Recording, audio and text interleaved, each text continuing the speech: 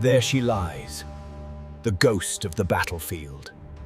Buried in silence and earth for the 88, once the most feared silhouette in Europe. Now, it's nothing more than a trellis for wild vines and rust. German steel is legendary, but 40 tons of armor is no match for time. The Zimmerit is failing. Inside, it's a time capsule, dark, damp, and smelling of deep earth. This is...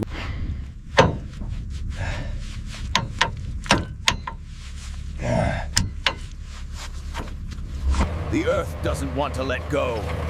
56 tons of dead weight fighting against us every inch of the way. First step, get the battlefield offer. Layers of mud, clay, and history being stripped away by 4,000 psi. It's satisfying to watch. Underneath all that growth, the armor plate is still there. Scarred, but solid. The exhaust system is delicate, corroded thin steel. We have to be careful not to blow right through the rust with the water pressure. Washing away the years. You can see the pitting on the roof armor. Rain and standing water have done their damage here. Some things the pressure washer can't reach. Packed clay in the drive sprockets turns into concrete. It takes elbow grease. Decades of oil and grease, solidified. We need heat to melt it down. The smell of old oil is unmistakable. The heart of the beast. The Maybach HL230.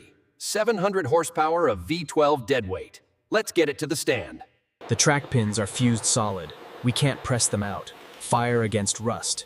It's the only language this metal understands now. Percussive maintenance. Sometimes you just have to hit it until it listens. This hub hasn't moved since the war. The torque required here is massive. If these bolts snap, we're in for a week of drilling.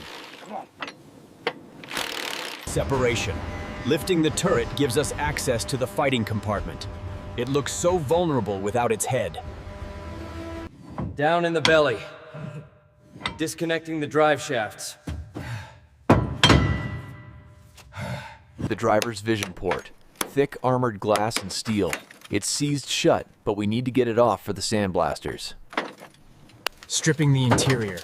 Leather, rubber, canvas. It's all rot. We have to gut it completely before we can treat the metal. Sandblasting. It's loud, it's messy, but it's the only way to see the truth.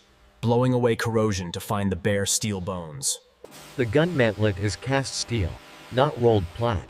You can see the texture. We have to clean every pit and pore. Needle scaling for the deep, flaky rust on the floor plates. It sounds like a machine gun, but it chips away the cancer. The torsion bars. These hold up the tank. We polish them down to check for stress fractures. One crack, and the suspension fails. Chemical bath. For the delicate engine parts, we let chemistry do the work. It eats the rust, but spares the steel. Each road wheel gets the treatment. There are dozens of them on a Tiger. It's a marathon of blasting. Every bolt, every stud. Clean threads mean a tight build. We don't cut corners on the fasteners. Smoothing out the battle scars on the turret. We're not erasing history, just prepping the surface for a clean finish. Tracks. Heavy, cast steel. We blast them one by one. They need to be bare metal before we repin them. Scrubbing the whole walls. This is where the crew lived and fought. We're getting down to the original factory primer. Rebuilding the Maybach. New rings, polished bores, pistons going back home. Precision engineering from 1943. Fresh rubber. Pressing the tires onto the steel rims. Without these, the vibration would tear the tank apart. The torsion bars go in. They run the full width of the hull. This is what gives the Tiger its smooth ride. The Olvar gearbox. Hydraulically operated, pre-selector. A nightmare to fix, a masterpiece to drive. Stitching the tracks back together. Link by link. Pin by pin. It's like assembling a giant steel watch band. Cooling is critical. These fans have to move massive amounts of air to keep the Maybach from overheating. New nervous system. Fabric covered wire, just like original. We're rewiring the beast from scratch. The breech block. The business end of the 88. It slides home like it was machined yesterday. Steering brakes. This is how you turn 50 tons. Friction and steel. They have to be perfectly adjusted. Turret traverse. Smooth as silk. No grinding, no binding. Ready to spin the heavy armor. Battle scars. We could leave them, but this is a factory-fresh restoration. We're welding up the impact points, healing the steel. Heat straightening. Steel has a memory. If you get it hot enough and push it hard enough, it remembers its original shape. Grinding down the welds, making it seamless. When we paint this, you won't know where the hole was. Zimmerit, the signature of late war German armor. Concrete and sawdust paste to stop magnetic mines from sticking. The pattern isn't random. It's rolled on to save weight and maximize distance from the steel. It's an art form. Fenders and stowage bins. Thin sheet metal takes a beating. We have to hammer them straight by hand. Buttoning her up. The hatches are massive slabs of steel. They need to seal perfectly against gas and water. A little body filler on the casting flaws. We want a smooth surface for the primer to bite into. Getting the lines straight. The side skirts need to hang perfectly level. It's all about the details. Final sanding. The surface has to be perfect. Any mistake now will show up in the paint. Red oxide. The foundation. It seals the steel and prevents rust from coming back. She looks like a factory prototype now. Dunkelgelb. Dark yellow. The standard base coat for all German vehicles after 1943. Covering the red. The turret gets its yellow coat. The Zimmerit texture loves this paint. It soaks it up. Olive green.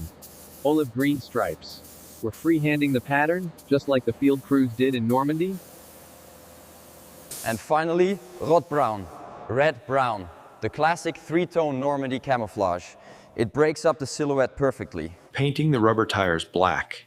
It makes the camo on the hubs pop. Attention to detail is everything. Elfenbein. Ivory white. The interiors were painted light to help the crew see in the dark fighting compartment. A dark wash. It settles into the Zimmerit ridges. It gives the paint depth, makes it look like heavy metal, not plastic. Tracks aren't black. They're bare steel, rust, and dirt. We paint them a dark metallic gray to start. Flat matte varnish. War machines don't shine. This seals the paint and kills the reflection. Dead flat. The Balkenkreuz, the national insignia. It marks the allegiance of this steel beast. 131, a legendary number. Hand-painted red with white outline, just as it left the factory. Pioneer tools. Sledgehammer, axe, shovel. In the field, these were as vital as the main gun. The bow machine gun, an MG-34, for infantry defense. It fits perfectly into the ball mount. Jerry cans. Water and fuel. A tank crew lives on what they can carry. Tow cables. Heavy braided steel. Essential for when the mud wins. Armored glass blocks. The commander's eyes. Crystal clear vision, protected by inches of glass. The Feifel air cleaners. Designed for the desert, kept on for Europe. They give the Tiger its distinct rear profile. A little simulated dust and grease. We don't want it to look like a toy. It needs to look like a machine. Final walk around. Check the tracks, check the bolts. She's ready to wake up. Contact. Inertia starter engaged. Let's wake the giant! He's alive! Listen to that V12 purr. That is the sound of heavy armor history. Turret traverse check. Full 360. Smooth, consistent, powerful. Gun elevation. The hydraulic system is holding pressure perfectly. She can aim.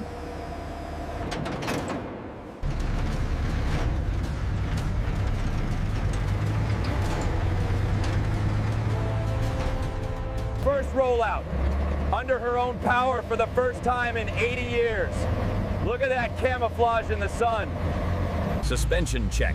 The interleaved wheels are doing their job, spreading 56 tons so it floats over the ground. She's not a museum piece. She's a runner, moving across the field just like she was designed to do. Grip, power, torque. Nothing stops a Tiger once it gets moving. From a rusted hulk in the forest to this, the Tiger lives again. Job done.